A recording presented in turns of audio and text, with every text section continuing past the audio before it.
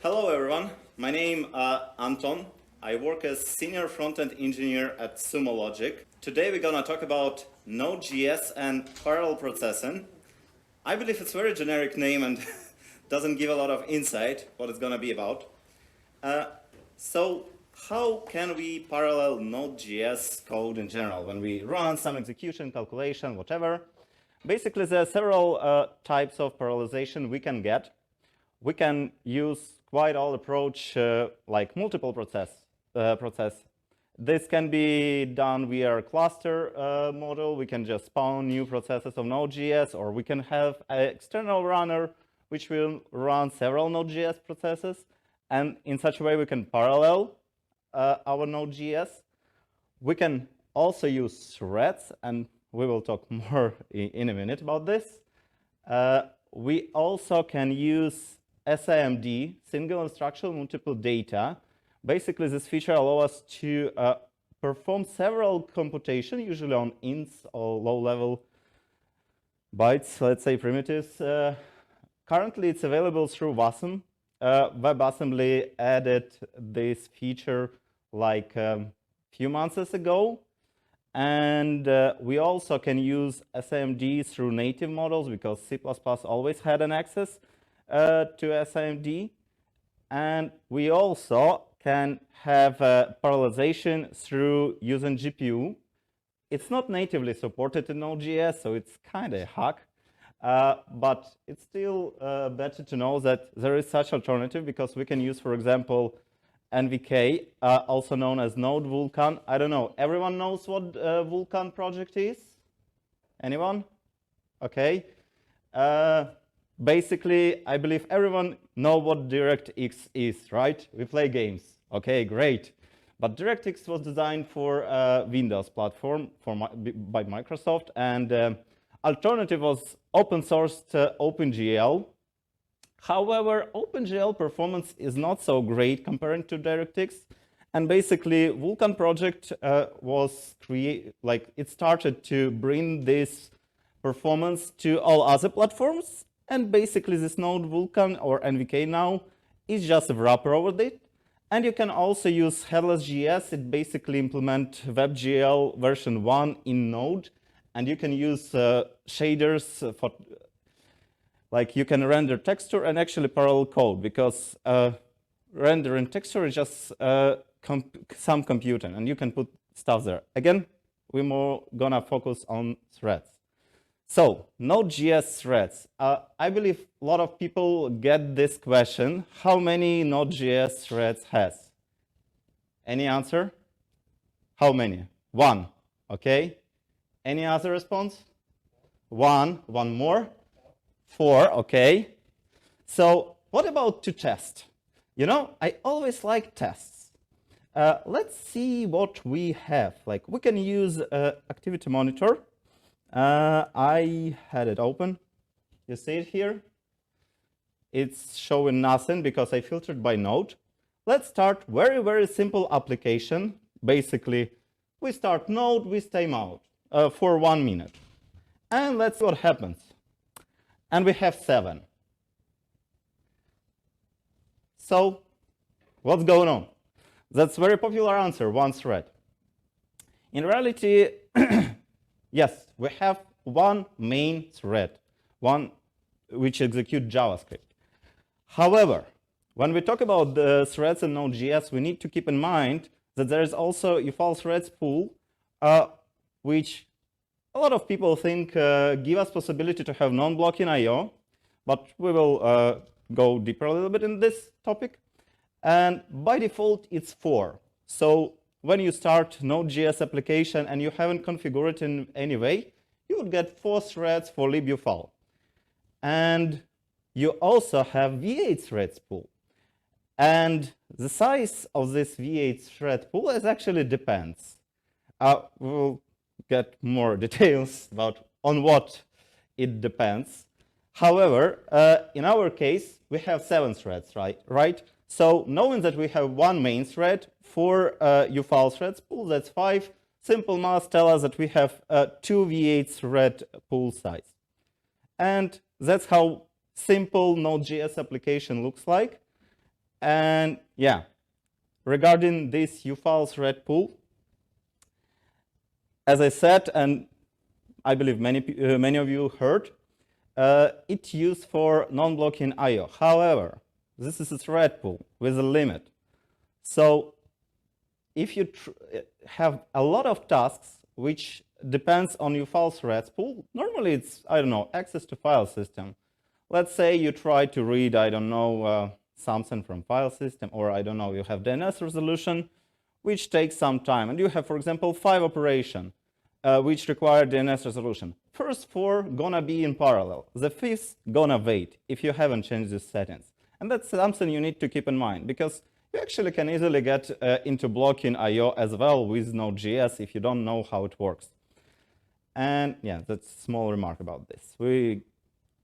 Let's talk more about UFile threads. What it's used for? I/O intensive tasks, right? File system, and mostly DNS. If you, for example, try to get the data from the network without using DNS, like you have an IP address and you just want to send a HTTP request, you actually wouldn't use I/O.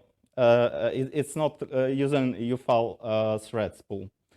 It's done in completely different way. But if you have a domain name, well, yeah, that's gonna be executed through libufile. So again, if you want to have responsive and be not dependent on how many UFile threads you have, using IPs may be a good option.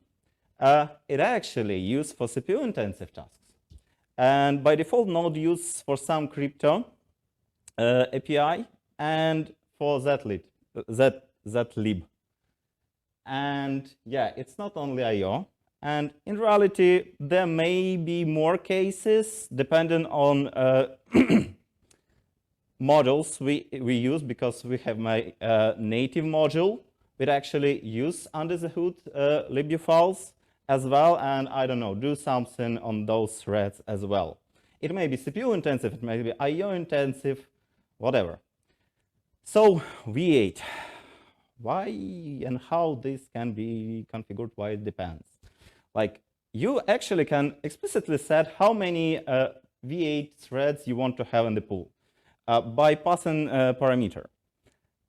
However, if you not provided this, it will try to calculate how many threads it can get depending on your system. So the more cores you have, the more chance that this pool size would be bigger. However, I personally haven't tested on a lot of machines just because I own one, and this limits my testing possibilities. But yeah, that's what they claim. Basically, V8 used for garbage collecting, because all of us know that when we collect in garbage, when I say garbage, I mean memory garbage, not garbage on the streets, we need to stop our system. However, not the whole process require stopping the world from the very beginning. We actually can try to count references, see if something already move it, and this actually happening on these threads. And another thing is optimization. All we know that V8 is really great in optimizing.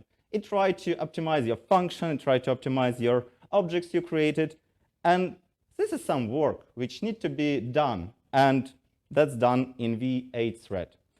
And it may be used for something else, maybe in the future, I don't know, maybe they would have some third kind of task, but basically that's the use case. So, is it all available types of threads? Well, if it would be, I believe this talk would be very, very short, but it's not. You can actually spawn threads through native modules, because native modules has access to pthreads on Unix system, so you can use it directly. And there are a lot of modules which actually using this.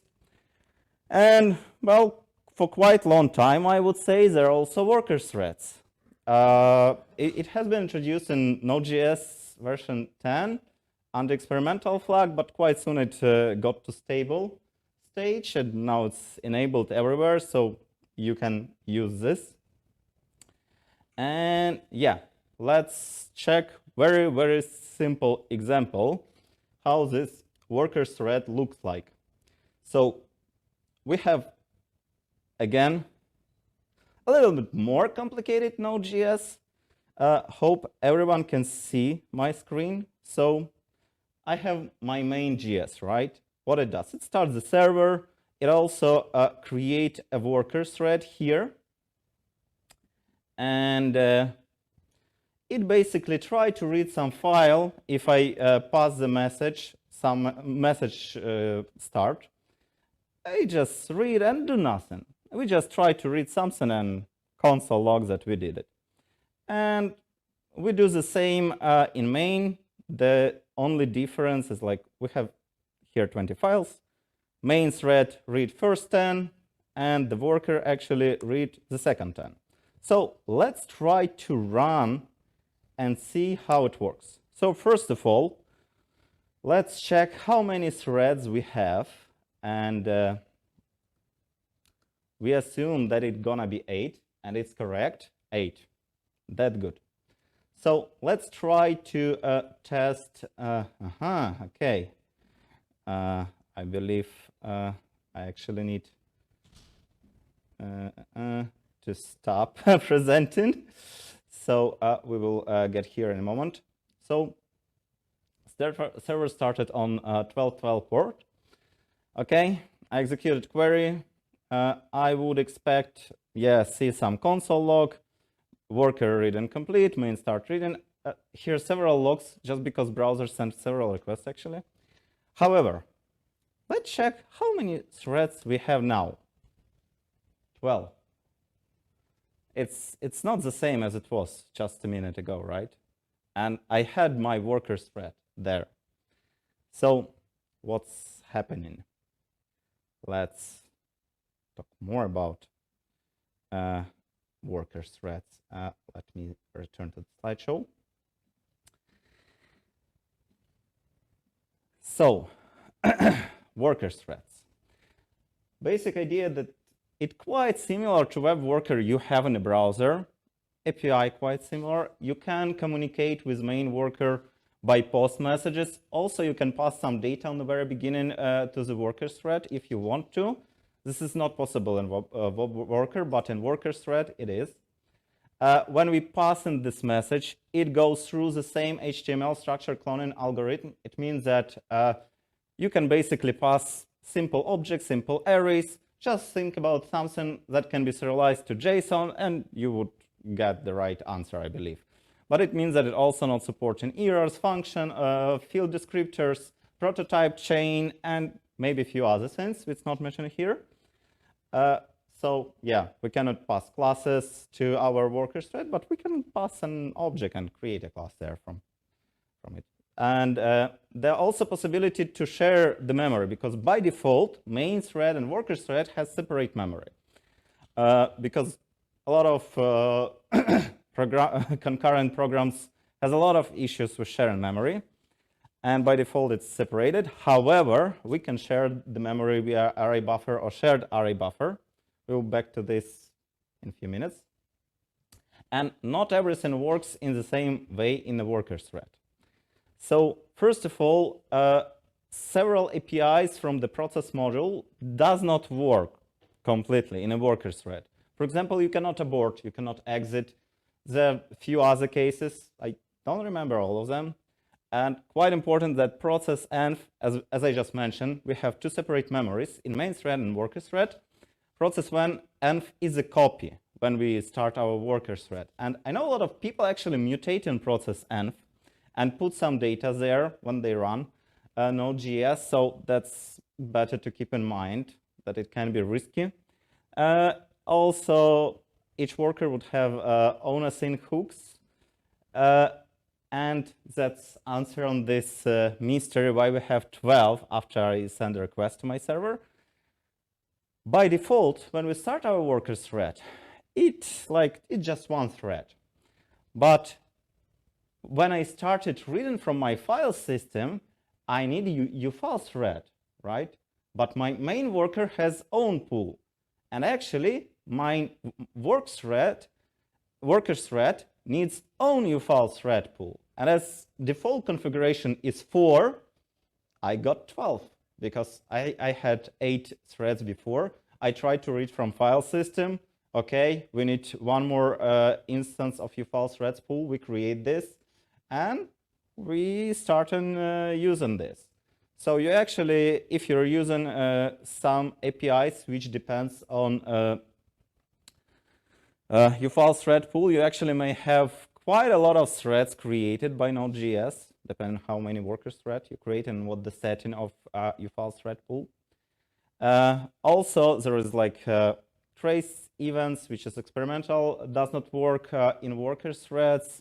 Be it heap snapshot, it's usually for one worker main thread. Again, we have separate memory, so this comes from this limit. Also, just one thing to keep in mind. I believe a lot of people did, I don't know, creation of some map or object on a model level for some caching or some configuration or whatever.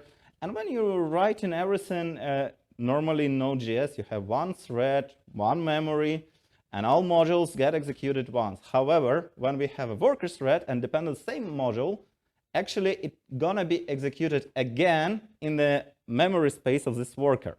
And this leads to creating several instances per each thread. It's just a small thing to keep in mind. And yeah, a lot of talk. Let's try to test more. Let's try to test more. I have a very simple application. I call it this. I don't know. I believe everyone knows this concept feature, like when we have some image and we want to display on a small monitor on mobile, we want to resize it, right? And basically, this is a small service which kind of emulate image scaling. Let me show you how it works. I need to start it. So currently, it has one hard-coded 10 megabyte image, which you can, well, it's not 10 megabytes, sorry. I thought that it's gonna be 10 megabyte, but it's just 700 kilobytes. However, size is quite big. 1,600, yeah, byte. It's big one. I don't want to display such big image. So I'm using this. Okay, probably I need to get back to the browser. And yeah, that's how resized image look like. It's not big anymore, right? I can show on my mobile phone this map. Probably no one would understand what was displayed on this map, but it's take less time to load. How it works? Basically, I decided to use GIMP. Like, okay, let me go here to process image. GIMP is a library which implemented in JavaScript for image manipulation. It's purely JavaScript, no native models or something. Because there are alternatives which use native models and they use threads on their own, and here we don't have it. So we can read the buffer which contain an image, and we can, for example, change the size, like here, like we can just try to, for the test that it works, 200, 200. So it should be better. You see, I've increased it. Quite simple. Currently, I'm using blocking processing. Basically, in main thread, I just run this process image, and yeah, just shows the output. Nothing fancy. Let's test it. I don't know. Everyone knows what AB tool is? Okay. AB tool is very, very nice tool which help to send a lot of requests to your server just to test performance, how it handles many requests. In my case, I'm gonna send 10 requests to my local host 9900, and when I run it, Okay, I get a result. What I'm mostly interested in right now, time taken for test. So in order to run 10 requests, it took 3.2, well, I would say 3.3 seconds, quite a lot. So we know right now that they're workers thread, right? Let's try to use this power and make it faster. So let's go with simple parallel processing. Okay, first I need to restart my server. I want to show you how the simple process looks like. So when I run processing, I'm basically creating a worker. And I'm in my worker, worker script, simple parallel. I run the same process image, and then when it's complete, I post message to my main thread. Okay, sounds like it should do the thing. Okay, we're starting the server. Let's check how many threads we have. Oh, I haven't killed my previous. Or maybe something else sitting in my memory. I don't know. Okay, no processes now. npm start. Let's see. That's odd. I have some other process. Okay. Yeah, but let's try to send again 10 requests. Just before it took 3.3 seconds. Let's do the same test again. Right now we're using worker threads. It should be much faster, right? We have threads. And 5.6. Does anyone has idea why threads does not help here? No? Okay. Let me show the root cause. Why it's so slow. As it's called, it's simple parallel processing. On each call, when I send a request to my server, I'm starting new thread. And starting new thread means a call to my operation system that it needs to create a new thread. It also needs to allocate new memory space, do a lot of bootstrap, and all stuff you see is here. Like it's just taking time. And yeah, that's a problem. So what we can do? Well, before we move forward, one thing we need to test.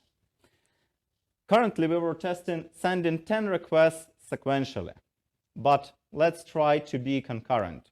Let's set concurrency level to 5. It means that we can send up to 5 requests simultaneously.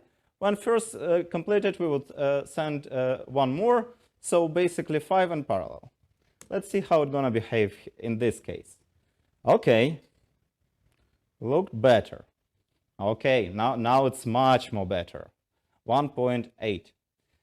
Currently, it's actually better than it was because we concurrently try to get data. But if someone sequentially would try to get this, it's still going to be slow. So first thing about parallelizing whatever, know your context, because you may believe that it would help, but there's so many edge cases.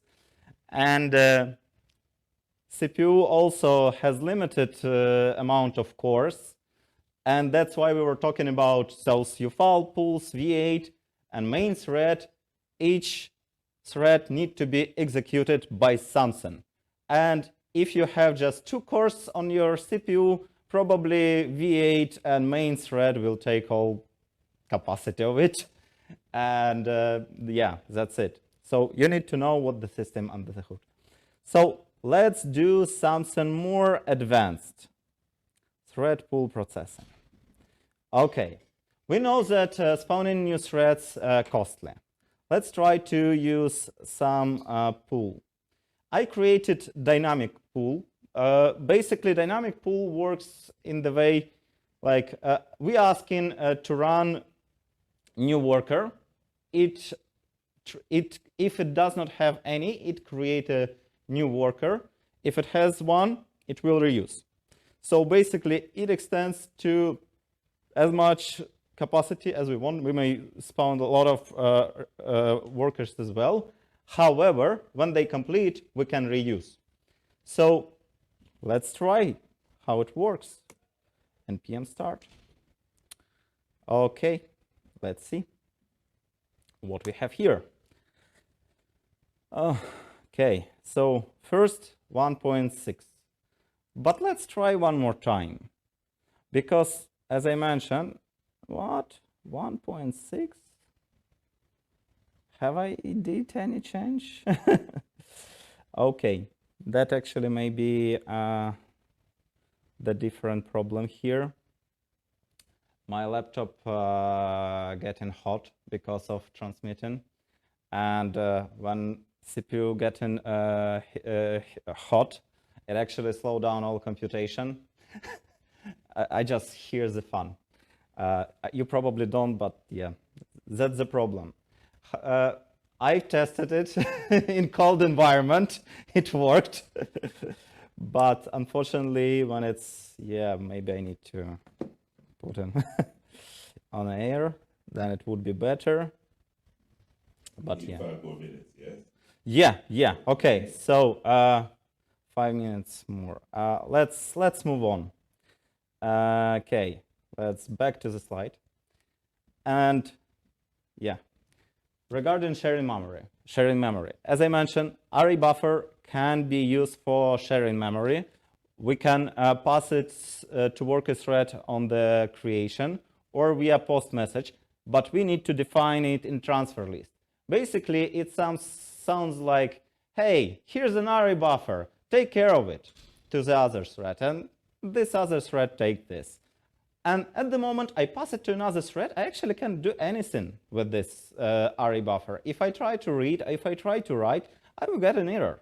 I'm not owning this array buffer anymore.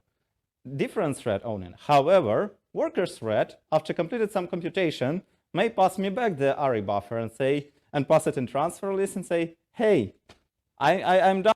Now you take care of it. And this worker thread would not have any access to array buffer at the moment, but an initial one can read from this. And not everyone like this, so shared array buffer exists. This quite simple, I mean sharing, because we don't need to define ownership, we don't need to transfer it. We just create an instance of shared array buffer and pass it via worker data or post message, no transfer list, it just works. However, do you remember when I started talking about those threads? Separate memory space. With shared array buffer, we have synchronization problem again. And it means that two threads may try to read the same value simultaneously or try to write it simultaneously, and we actually don't know who would win. That's why JavaScript has Atomics API, and yeah, we can use Atomics API for writing, read, like performing simple computation like add, subtract, multiply, probably multiply, definitely bitwise operation, and write, read. If you need something more complex, you can go with wait notify function, and it's look terrible. I will show you. We're not gonna explore how it works, but I will show you how this synchronization looks like, more advanced. If we have two shared array buffer and we have two threads, like we need to wait. We need to say, here's the buffer, here's the index, and here's the value I expect. Until this value equal to this one, current thread would do nothing. And another thread may operate on this. And here I have the same buffer, the same index, but different value. And while it's still equal to this, I can perform something. As soon as I finished, I need to notify. And as soon as I notified, I need first change like this. I change the value For example, if it was expecting 1 and I have here 0, okay, I put here 0 and I'm notifying, and this thread after this notify would receive that this value get updated, it will check, it's changed, okay, I can run, I can go further and execute the code. So it's actually not really nice API, and probably you need to avoid this as much as you can. For my cases, array buffer with transfer and ownership was perfectly fine, which I had. And yeah, just try to avoid those synchronization if you can, or try to invent some clever mechanism. Okay, I see I'm out of time. And unfortunately, there's no nice library for handling this. Maybe you're gonna be the one who will introduce this, I hope. And yeah, that's it. Thank you. Anton, Kononenko, everybody.